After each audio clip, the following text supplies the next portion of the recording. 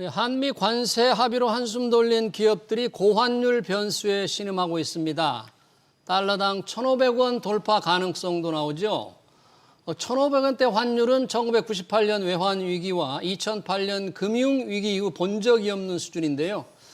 내년에는 환율 안정을 기대할 수 없을지 두 분과 얘기 나눠보겠습니다.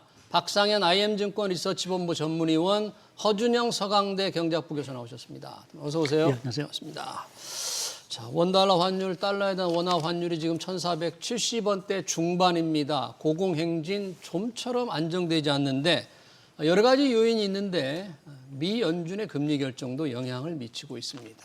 12월 미 연준 FOMC가 보름 앞으로 다가왔습니다만 아직 확실한 예상이 나오지 않고 있는데요. 허준영 교수님, 보통 지금쯤이면 다음 달 연준 결정, 금리를 내릴지 유지할지 예상이 가는데 뭐 조금 전망이 완전히 엇갈립니까? 어떻습니까? 그러니까 두 가지인 것 같습니다. 네. 첫 번째로는 지표를 보면서 최근 들어서 네. 연준은 정책을 한다고, 데이터 디펜던트 한다고 하는데 최근 예. 들어서 셧다운으로 인해서 지표가 조금 늦게 나온 것들이 하나 있는 것 같고요. 심지어 9월 지표는 지금 나왔는데 10월 지표는 아마 나오지 않은 상태, 영원히 나오지 않은 상태에서 12월 달 금리 결정 들어가야 될 것 같다라는 게 첫 번째. 10월 지표를 모른 채. 예, 고용 지표 같은 걸 모른 채로 들어갈 것 같다. 아마 왜냐하면 이제 조사가 못 들어갔거든요. 연준 셧다운 때문에. 예. 두 번째로는 더 크게는 아까 이제 초반부에 앵커께서도 말씀해 주셨는데 연준 내가 지금 두 가지 파벌로 거의 굉장히 갈라져 있는 분위기입니다.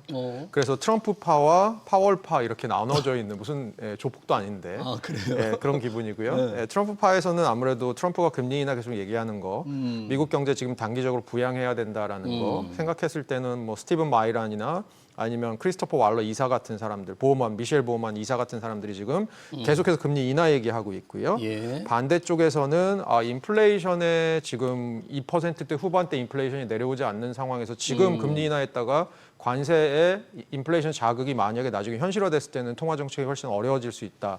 반대쪽에서 얘기하는 파들은 금리 이번에 동결해야 된다라고 가고 있는 것 같습니다. 네, 그래요. 금리 인하와 유지, 동결이 지금 엇갈리고 있는데 시장 전망은 혹시 분위기가 주말을 계기로 조금 뭐 바뀌는 것 같은데 무슨 이유가 있었습니까? 예, 뭐 앞서 브리핑 하셨던 것처럼 윌리엄스 뉴욕 연은 총재가 네. 뭐 금리 인하 가능성을 좀 시사하면서 시장에서 보는 12월 금리 인하 확률이 거의 70%대로 다시 올라간. 그러니까 이전만 해도 사실은 매파적인 발언이 계속 나오면서 12월에 금리 동결 확률이 거의 70%가 됐던 상황이 이제 역전이 된 상황들이죠. 그래서 앞서 말씀하신 대로 지금 연준이 완전히 그 양극화, 완전히 분열된 모습을 보이고 있어서 네. 말 한마디에 따라서 이렇게 시장이 뭐 12월 금리 인하를 보는 시각 자체가 상당히 조금 달라지고 있는 부분들인 것 같습니다. 네. 뭐 일부에서는 극단적으로 얘기해서 지금 FMCA가 12명으로 구성이 돼 있는데요. 네. 왜 참석하는 사람이 결과 6대6으로 나오는 게 아니냐라는 이제 아주 6대6으로. 극단적인 극단적인 어떤 얘기까지도 사실은 좀 나오고 있어서 네. 아주 결정에 있어서 상당히 조금 그러니까 시장이 어떤 결정을 내릴지에 대해서 상당히 좀 불확실성이 좀 큰 부분들인 것 같고요. 네. 근데 뭐 개인적으로는 저는 뭐 좀 인하 쪽에 사실은 좀 무게를 좀 두고 있는 왜 상황이에요. 그런가요? 앞서도 얘기했듯이 사실 지금 파월 의장이 늘 얘기했던 게 이제 데이터 디펜던트, 데이터에 의존해서 결정을 하겠다라고 했지만 결국 지금 받아봐야 될 10월 지표에 대해서는 아무것도 받아보지 못했기 때문에 그렇게 보면은 오히려 좀 금리 인하를 하는 게 뭐 명분상 맞지 않을까라는 좀 생각이 좀 있고요. 또 한 가지는 최근에 미국 시장에서 조금 이제 뭐 11월 달에 뭐 everything falling이라고 그래서 모든 자산 가격이 이제 하락하는 이러한 그러니까요. 나온 가장 주된 원인 뭐 여러 가지가 있긴 하지만 이제 단기 자금 시장에 좀 경색이 좀 있었던 것 같습니다. 그러니까 달러 자금이 좀 부족했다라는 거죠. 뭐 그건 뭐 여러 가지 이유가 있긴 하겠지만 그러한 상황에서 금리마저 동결을 만약 했을 경우에는 시장에 좀 충격이 조금 있을 수 있다라는 부분에서 보게 되면 이번 12월에는 좀 인하 쪽으로 사실 좀 무게를 좀 두지 않을까라는 좀 생각을 하고 있습니다. 네, 아까 잠깐 이제 언급을 해주셨는데 모든 자산이 떨어진다. 뭐 위험자산, 주식, 안전자산, 금, 또 비트코인 다 떨어져서 everything is falling이라는 이제 표현을 써주셨는데 이게 12월의 금리 결정과 아주 좀 밀접한 관련이 있다 이렇게 봐야 될까요? 근데 아무래도 지금 위원님께서 말씀해 주신 것처럼 미국의 지금 경제 지표 자체는 3분기 아마 GDP 속보치가 다음 주인가 곧 나올 텐데요. 아마 예상이 3%대 나올 것 같다. 그래서 나쁘지 않다. 3%? 네, 나쁘지 않다. 미국 실물 경제 자체는 지금 나쁘지 않은데 최근 들어서 미국에서 많이 나오고 있는 얘기 중에 하나가 경제 자체도 지금 연준만 양극화된 게 아니고 경제가 양극화되고 있다는 얘기예요. 경제 상황이. 한편으로는 그 AI 데이터 센터 투자 등 여러 가지 투자들 때문에 경제 지표 자체, GDP 자체는 돌아가고 있는 부분이 있는데 예. 반대쪽으로 해서 노동시장에서는 지금 빠르게 씻고 있다는 얘기를 하고 있거든요. 그랬을 때 그럼 문제가 뭐냐. 이게 만약에 조금이라도 리세션 쪽으로 기울기 시작하면 이 노동시장이 지금 약해져 있는 것들이 결국 연결고리가 돼갖고 굉장히 미국 경제가 급속으로 추락할 수 있다라는 얘기를 합니다. 예. 그렇게 봤을 때는 약간 하방 리스크에 조금 더 무게를 두어야 되는 게 아니냐라는 얘기를 하면서 아까 이제 금융 부분에서 말씀을 위원님께서 해주셨는데 네, 단기 자금 시장 경제. 네, 그래도 실물 부분에서도 조금 선제성 인하 같은 것들을 해야 되는 것이 아니냐라는 얘기들 때문에 지금 아무래도 이번에 금리 인하 얘기가 좀 늘어나고 있는 것 같고요. 예. 결국은 미국 경제가 그동안 아주 잘 성장해온 이유 중에 하나가 어떻게 보면 AI발 투자가 있었는데 최근 들어서 이 AI발 투자 자체도 거품론에 하루하루 1위 1비 지금 하고 있지 않습니까? 예를 들어서 엔비디아 3분기 실적 나온 날은 뛰었다가 다음 날 바로 꺼졌다가 이런 일들이 벌어지고 있어서 예. 미국 경제가 뭐 한편으로는 건강한데 또 한편으로는 굉장히 지금 뭐랄까요? 그 경계심이 굉장히 높아진 상황이다라고 볼 수 있을 것 같습니다. 그러네요. 그래서 12월 연준이 과연 금리를 유지할지 내릴지는 좀 지켜봐야 돼. 일단 시장 전망은 내릴 것이라는 확률이 조금 더 올라갔다. 이렇게 저희가 이제 예상을 해봐야 되겠고요. 금리에 따라서 영향을 받는 게 달러 가치고 그 달러 가치 때문에 달러에 대한 원화 환율도 민감한데 지금 원달러 환율이 워낙 높은 상태니까 이 달러 값은 어떻습니까? 금리를 만약에 내린다고 그러면 달러 값이 좀 떨어지나요? 어떻게 지금 상황이 어떻게 봐야죠? 예, 뭐 아무래도 지금 최근에 11월 달에 그 달러가 강세가 된 원인은 미국 자체적으로 보게 되면 말씀드린 어떤 자금 경색 현상 자금 플러스 경색. 12월 이제 금리 인하 기대감 자체가 상당히 좀 후퇴했던 부분 자체가 사실은 달러 강세를 유발했다라고 보면 아무래도 이제 12월에 금리를 인하해 주게 되면 달러가 조금 약세 쪽으로 좀 전환할 가능성이 좀 있다라고 좀 봐야 될 것 같고요. 또 한 가지 저희가 이제 12월 달에 봐야 될 이벤트 중에 하나가 그 이제 차기 연준 의장을 아마 지명을 할 것 같습니다. 아, 다음 달에요? 예, 12월 달에 뭐 아직 공식적인 건 아닌데 뭐 베센트 재무장관이 크리스마스 이전에 발표할 수도 있다라고 얘기를 했기 때문에 네. 이제 차기 연준 의장이 누가 되느냐라는 부분 자체가 결국 향후에 미국의 어떤 금리 정책에 있어 중요한 어떤 방향타를 제시하는 부분들이어서 만약 뭐 결국 친 트럼프 성향의 사람이 되겠죠. 지금 얘기되고 있는 헬세 그 백악관 이제 경제위원장이 될 거다라는 이제 확률이 시장에서는 좀 보고 있는데요. 만약 그분이 됐을 경우에는 아무래도 이제 금리 인하라든지 또 다른 어떤 통화 완화 정책 이러한 것들이 펼쳐질 수 있다라는 어떤 기대감 때문에 사실은 좀 달러가 좀 약세가 되지 않을까 좀 생각을 하고 있고요. 예. 또 한 가지는 최근에 이제 달러가 강세가 된 부분의 영향은 사실은 다카이치 총리가 들어오면서 일본. 예. 네. 대규모 이제 경기 부양책을 이제 예고를 했고 또 실시를 실제로 했죠. 뭐 이러한 과정에서 지금 엔달러 환율 자체가 이제 157엔까지 이제 올라가는 이 면상 자체가 뭐 한편에서 엔이 약세가 되니까 이제 반대편에 있는 달러는 강세가 됐죠. 그래서 이러한 현상인데 이제 그러면 엔이 여기서 더 약세 가겠느냐라는 부분에서 보게 되면 조금은 좀 가능성은 저는 좀 낮게 보는 게 아, 엔화가 더 떨어지진 않을 것이다. 최근에 이제 일본의 10년물 국채 금리를 보게 되면 거의 2008년 이후 이제 최고치를 찍었습니다. 그래서 지금 뭐 비교하자면 중국의 10년물 국채와 거의 같은 수준이거든요. 일본 금리가 그렇게 올라갔어요. 네, 그래서 뭐 추가적으로 뭐 1.8, 1.9까지도 이제 보는 이제 전망들이 나오고 있는 상황들인데요. 뭐 이러한 상황에서 일본 정부가 돈 풀기를 더 하기는 사실은 저는 어렵다라고 좀 보고 있어서 이제 그렇게 보면 조금 엔화도 이제 어떤 추가 부양책에 대한 기대감 자체가 상당히 조금 약화될 수 있다라는 부분에서는 연말경 가서는 좀 엔이 좀 강세적으로 좀 돌아가지 않을까 좀 생각을 하고 있습니다. 그래서 그러한 분위기를 좀 종합해 보면 12월 연준의 그 FOMC 결과가 어떻게 나올지는 저희가 미지수인 사항들이긴 하지만 좀 저희가 좀 기대해 볼 수 있는 어떤 이벤트 자체는 좀 달러 쪽에 약세 쪽에 좀 압력을 높일 수 있는 상황들이 아닌가 보고 있습니다. 네, 두 가지 미 연준의 금리 인하 전망과 또 엔화 가치가 떨어지는 일본의 경기 부양책이 더 나오기는 좀 쉽지 않다. 그래서 엔화가 강세로 갈 수 있다. 그러니까 우리 원달러 환율도 대략 어떻게 될까 예측은 할 수 있을 것 같은데 엔화가 이렇게 달러당 157엔까지 이렇게 떨어질 때 엔달러 환율이 올라갔을 때 왜 원화 가치는 따라서 떨어지는 거예요? 무슨 관계가 있어요? 그러니까 서로 이 두 나라의 경제 구조가 너무 비슷한 부분이 있는 거죠. 그러니까 세계 시장에 우리가 물건을 내다 파는 것도 일본이랑 되게 비슷한 상품, 뭐 자동차나 이런 것들을 팔고 있고 네. 예전에 일본이 전자를 할 때 우리도 전자를 했었고, 그러니까 사실은 이게 어제 오늘 얘기가 아니고요. 사실 예전부터 원화, 엔화 그리고 대만 달러 이런 아시아 통화들이 서로 비슷하게 움직이는 게 있었습니다. 그러니까 예를 들어서 그러는 거죠. 외국 투자자 입장에서, 그러니까 서방의 투자자 입장에서 한국에서 뭘 넣었다 뺄 때 야, 한국만 빼면 안 되지. 일본에 있는 것도 빼야지. 이렇게 얘기하면서 해지 전략을 같이 갖고 가는 게 결국은 이 세 통화가 같이 움직이게 되는 영향인 것 같은데요. 예. 최근 들어서 원화와 달러와의 상관관계를 딱 보니까 올해 들어서 보니까 상관관계가 0.64, 1에 가까우면 가까울수록 상관관계가 큰 거잖아요. 예. 근데 이제 뭐 달러랑 엔 환율 이거 보니까 최근에 7월 이후에 최근 기간을 좀 줄여서 보면 0.95 굉장히 비슷하게 움직입니다. 0.95. 예, 상관관계가 거의 1에 가깝습니다. 달러랑 엔 뭐 이렇게 전반적으로 봤을 때요. 예. 그렇게 봤을 때는 최근 들어서는 어떤 현상이 또 심해지고 있냐면 일본도 대미 투자 많이 하고 있고 한국도 대미 투자 많이 하고 있고 여기다 우리는 이제 서학개미라고 불리우는 이제 그 증권 투자, 외국 증권 투자들이 미국 증권 투자들이 늘어나고 있지 않습니까? 한마디로 우리 경제 구조가 환율 시장에서 약간 일본화되고 있는 게 아닌가라는 얘기까지도 나오고 있습니다. 그러면서 서로 더 비슷하게 움직이는 거 아니냐라는 얘기까지 하고 있습니다.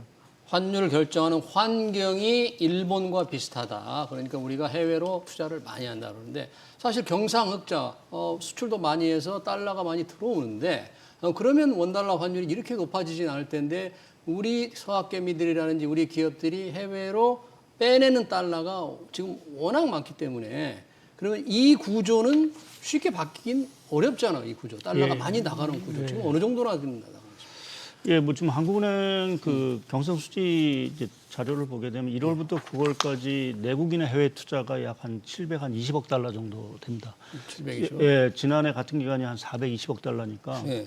거의 배 조금 안 되는 부분이죠. 23년만 해도 298억, 한 300억밖에 안 됐으니까 뭐 거의 한 3배 정도 지금 늘어난 상황도 있고 그러면 경상수지가 1월부터 9월까지 얼마냐면 한 830억 달러 정도 들어오니까 물론 이제 금융계정에서 다른 부분도 있긴 하지만 기본적으로 이렇게 나가는 이제 자금들 자체가 많고요. 이거는 뭐 주식만 있는데 또 이제 채권 쪽에서 나가는 자금이 또 있을 수 있고 반면에 이제 제가 이제 나오기 전에 1월부터 11월까지 우리나라 코스피의 외국인의 유입을 봤더니 이제 순매도로 전환이 됐더라고요.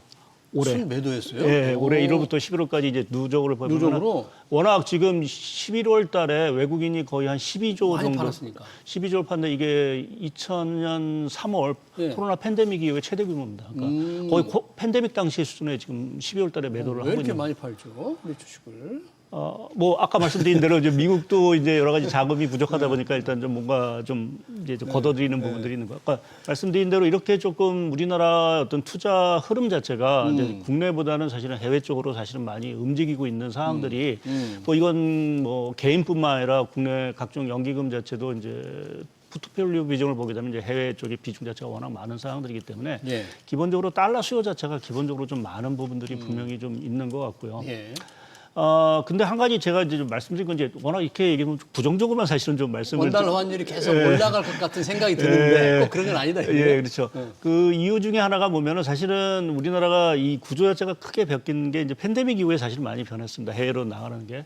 근데 그 과정 속에서 우리나라가 지금 그러면 해외에서 갖고 있는 해외 순자산 규모가 얼마냐면 한 1조 달러가 됩니다. 순 자산이 예, 그러니까 금융보다 자산에서 많고. 부채를 뺀 게 그러니까 그렇게 보면 사실 우리나라 외환 건전성 측면에서 보면 상당히 건전해진 거죠. 그러니까 우리가 갖고 있는 해외 자산이 그만큼 많다라는 거니까요.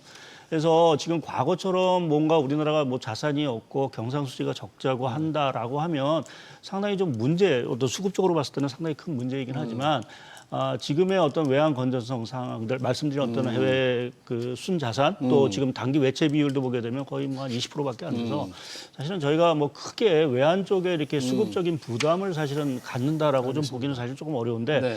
여하튼 좀 구조적으로 과거에 비해서는 나가는 돈이 좀 많기 때문에 환율 입장에서 보게 되면 사실은 원달러 환율이 추세적으로 좀 올라갈 수밖에 없는 구조는 분명한 것 같습니다. 네. 지금 원달러 환율이 우리가 지금 1,470원대인데 이게 1,500원을 향해서 지금 가고 있거든요. 이 정도 수준이면 이 숫자만 보면 좀 외환시장, 뭐 금융시장에 좀 난리가 났어야 됩니다. 그런데 방금 말씀하신 대로 우리가 해외 뭐 자산도 많고 외환 보유액도 많고 별 걱정이 없는 것 같으니까 정부도 그렇게 큰 걱정 안 하는 것 같은 느낌이 들어요.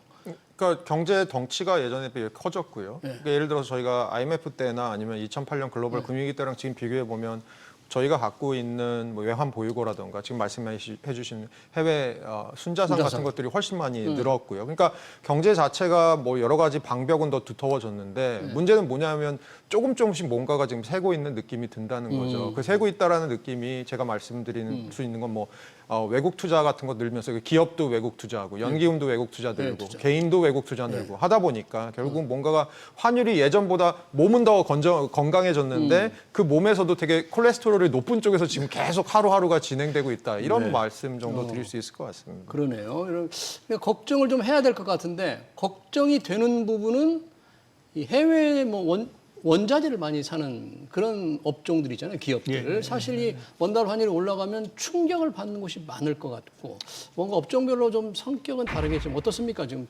영향이? 뭐 아무래도 저희가 수입을 많이 하는 원부자재를 많이 이제 들어오는 업종 같은 경우는 당연히 부담이 될 수밖에 없고요. 뭐 대표적으로 정유라든지 철강업 또 뭐 항공도 사실은 뭐 큰 범위 내에서는 되는 거고요.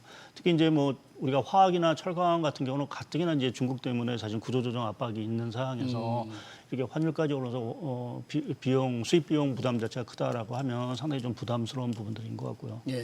또 하나 이제 반면에 이제 환율 수혜를 받을 수 있는 건 대표적으로 이제 뭐 아무래도 수출 기업. 예, 반도체, 자동차, 조선, 방산 뭐 이러한 쪽에서는 아무래도 환율 상승에 있어서는 좀 수혜를 좀 볼 수밖에 없는 그런 업종으로 좀 볼 수가 있는 부분들인 것 같습니다. 네. 근데 이제 뭐 이게 뭐 저희가 그냥 과거부터 객관적으로 그냥 환율 수혜 뭐 피해 업종 이렇게 말했겠지만 이제 기업 내부적으로 보면 이제 그것이 이게 부채를 또 달러 부채를 얼마나 갖고 있느냐 뭐 이런 것까지도 사실은 좀 봐야 되기 때문에 사실 말씀드린 거는 사실은 좀 일반적인 현상들인 부분들이고 여하튼 그때 환율이 올라가면 아무래도 수출 기업에는 유리한 부분들이고 그러니까 내수 쪽에서 조금 이제 비중이 높은 업종이나 기업들 자체는 상당히 좀 부담을 받을 수밖에 없는 것 같습니다. 네, 지금 이제 수출면에 수출이 많은 반도체, 자동차, 조선, 방산이 이제 혜택을 본다고 그랬는데 이렇게 돈을 많이 달러를 받아들인 기업들이 좀 달러를 국내로 가져와서 팔면 지금처럼 오르는 게 조금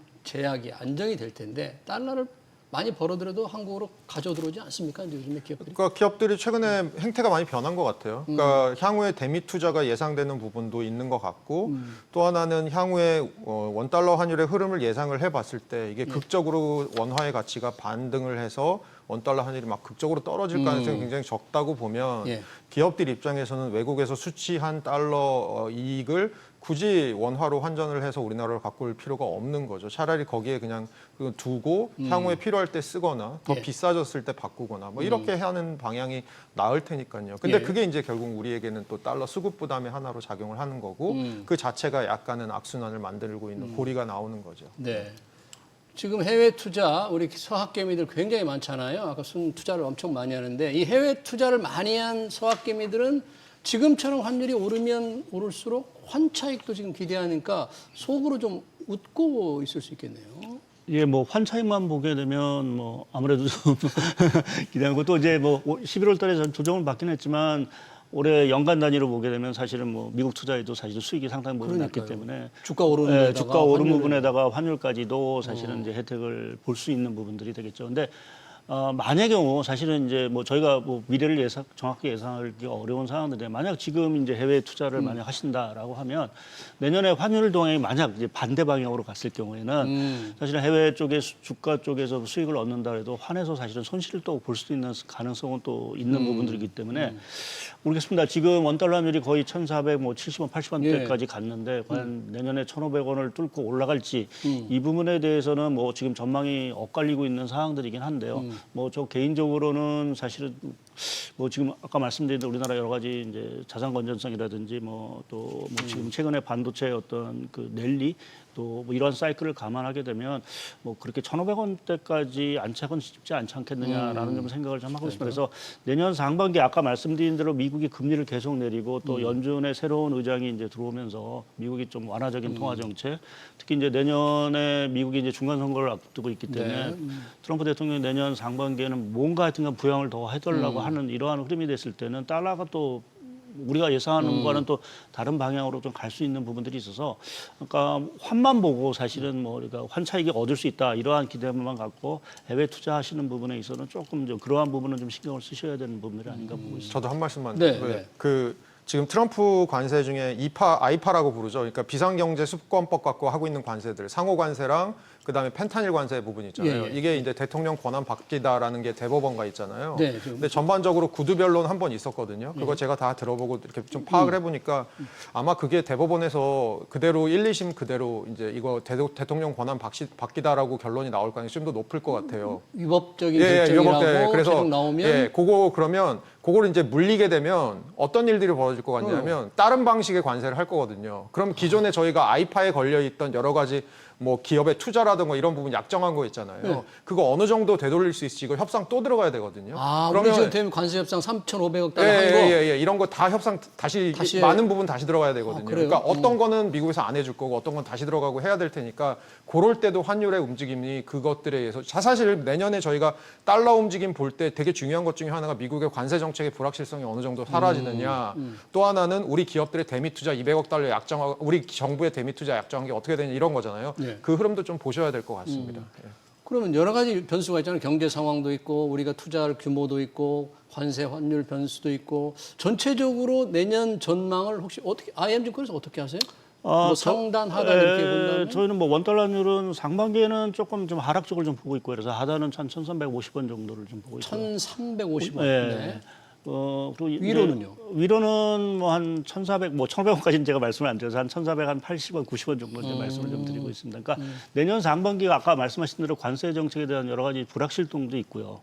또 말씀드린 대로 미국의 의장 자체가 사실은 좀 바뀌는 이 과정 속에서 좀 혼란이 사실은 또 있을 수 있는 부분들도 있고 해서 조금 내년 상반기에는 달러의 어떤 변동성 자체가 상당히 조금 있을 수 있지 않겠느냐.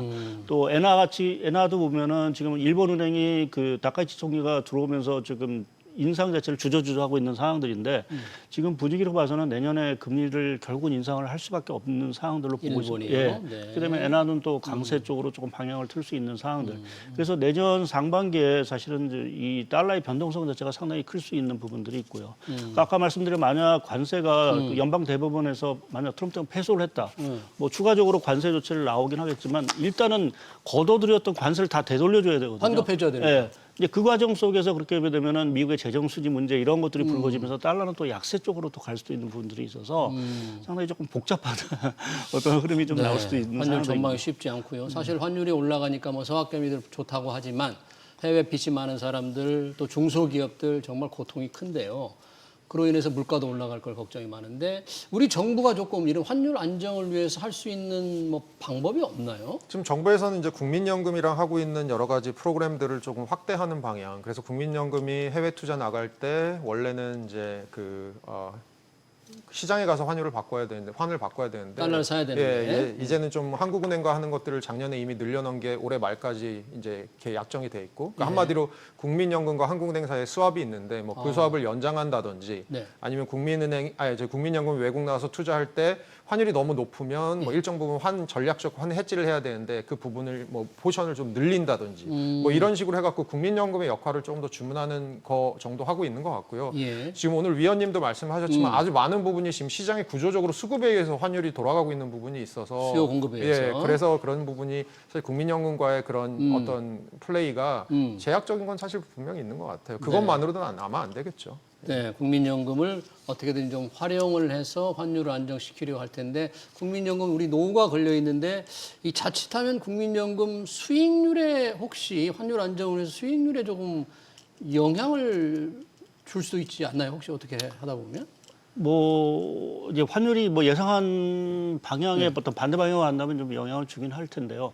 그렇게 보니까 아주 절대적으로 뭐 영향을 줄 정도까지는 아닌 거. 특히 올해 같은 경우는 워낙 연기금의 수익률 자체가 워낙 또 좋은 상황들이고 해서 네.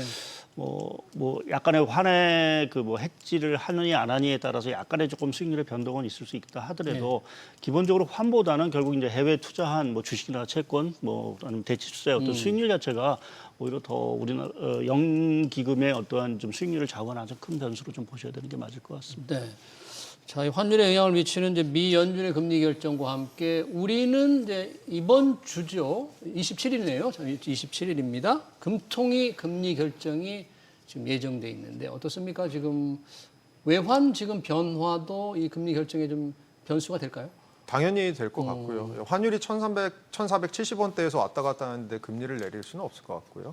거기다가 최근 들어서 수도권 중심 뭐 11호 대책 나온 이후로 잠깐 잠잠하다가 이번 주 또 최대 폭으로 상승하고 이러고 있지 않습니까? 네. 그러니까 아무래도 금리 내릴 환경은 아닌 것 같고요. 지금 시장의 예상은 내년 상반기에도 금리를 내릴 수 있는 확률이 한 50% 정도라고 되는 것 같아요. 보는 것 같아요. 그래서 내년에도 사실 금리를 내리기에는 그렇게 녹록지 않은 환경이 될 것 같다. 그 얘기는 지금 그 수도권 중심의 집값 상승이라던가 환율 부분의 불안이라던가 이런 것들이 조금 오래 갈 수 있다라고 아마 시장 참여자들이나 아니면 학계에서는 좀 보고 있는 최근 들어서 서베이 결과들 보니까 전반적으로 그런 느낌입니다. 네. 그러면 사실 외환 시장 분석이 굉장히 어렵잖아요. 연초에 한 해 환율 전망하기가 무척 어려운데 이 정도 수준까지 원달러 환율이 1,470원 지금 언저리 상태까지 우리가 연초에 2025년 연초에 예상을 거의 못했죠. 그렇죠. 뭐 트럼프 대통령의 관세 정책의 불확실성이 있어서 조금 원화가 약세를 보일 거로는 뭐 예상을 했지만 사실은 이 정도의 또 뭐 거의 1,500원대에 가까운 우리가 뭐 얘기하는 계엄 당시 어떤 수준까지 그러니까요. 올라올 거로는 사실은 좀 기대를 하지 못했고 특히 이제 상반기 같은 경우는 달러가 사실은 급락을 하면서 사실은 달러 약세가 이제 본격화된다라는 어떤 기대감까지도 사실 있었기 때문에 하반기에 어떤 달러의 흐름보다도 사실은 원화의 환율 흐름이 사실은 또 극적으로 사실 변했다고 봐야 될 것 같습니다. 그러니까 좀 달러는 연초 기준을 보게 되면 사실은 오히려 좀 약세인 상황들이긴 한데 달러 지수로 네, 그런 지수만 걸 보게 보면은 되면 약세인데. 원달러 환율 자체만 이렇게 올라간 부분에 있어서는 지금 뭐 우리가 계속 얘기하는 외환 수급이라든지 또 이제 관세 협상 과정에서 여하튼 저희가 200억 달러라는 부분 자체를 매년 투자를 해야 되는데 그 과정에서 이제 뭐 배당이라든지 이러한 것들이 이제 들어올 게 사실 이제 안 들어온다라는 의미이기 때문에요. 그렇죠. 예, 그러니까 우리 뭐 그러니까 외환 보유고를 운영한 자에서 올 수 있는 이자라든지 배당금이 안 들어올 수 있는 것은 뭐 여하튼 계속해서 수급 쪽에 부담을 좀 줄 수밖에 없는 상황들. 또 거기에 사실은 우리나라 주식시장이 상당히 좋고 하지만 사실 우리나라 지금 산업도 보면 아까 우리가 양극화 많이 했는데 우리나라도 사실 양극화 현상이 업종별로 상당히 좀 심각한 상황들이고요. 뭐 이러한 것들이 종합적으로 이제 맞물리면서 또 뭐 엔화도 약세인 상황들에서 뭐 당초 예상보다는 상당히 좀 원달러 환율이 높은 수준에서 좀 유지가 되고 있는 것 같습니다. 네, 잘 들었습니다. 미 연준의 금리 결정과 원달러 환율 전망까지 관련 토론 여기서 마치겠습니다. 지금까지 박상현 IM증권 리서치본부 전문위원, 허준영 서강대 경제학부 교수였습니다. 고맙습니다.